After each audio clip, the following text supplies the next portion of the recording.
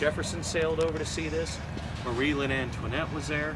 Anyone that was anyone showed up. They start hauling these prisoners out, and as everyone's booing and hissing, throwing rotten fruit at them, you can imagine, just like bringing them out to the gallows, the royal historian Pilotre d'Arosier came running forward.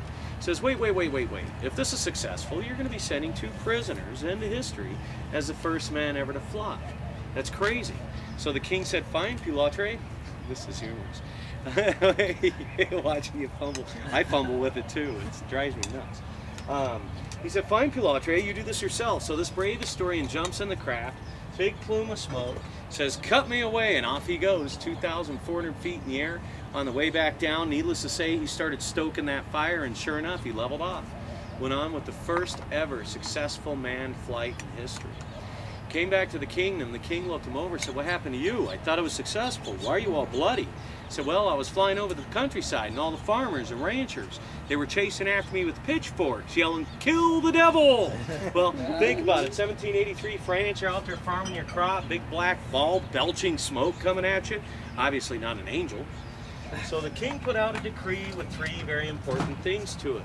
First and foremost, to bring a small token from the royal court to show that you are indeed civilized men and not demons from hell. See, back in 1783, France, peasants never drank champagne. So it was only a drink of royalty. So they'd hang it out of their basket yelling, we come in peace. Farmers and ranchers would in turn chase after them with glasses instead of pitchforks.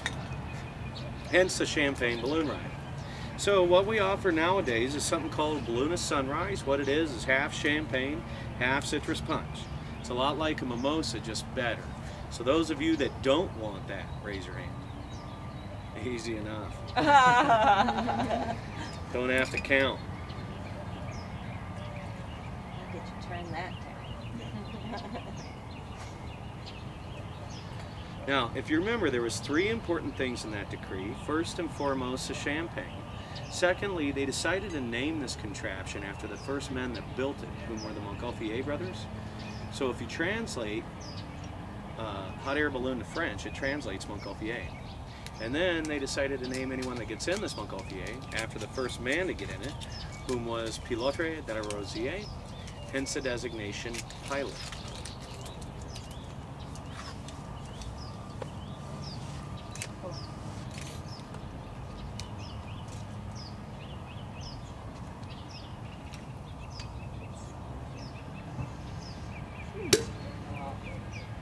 Done it a couple times, huh?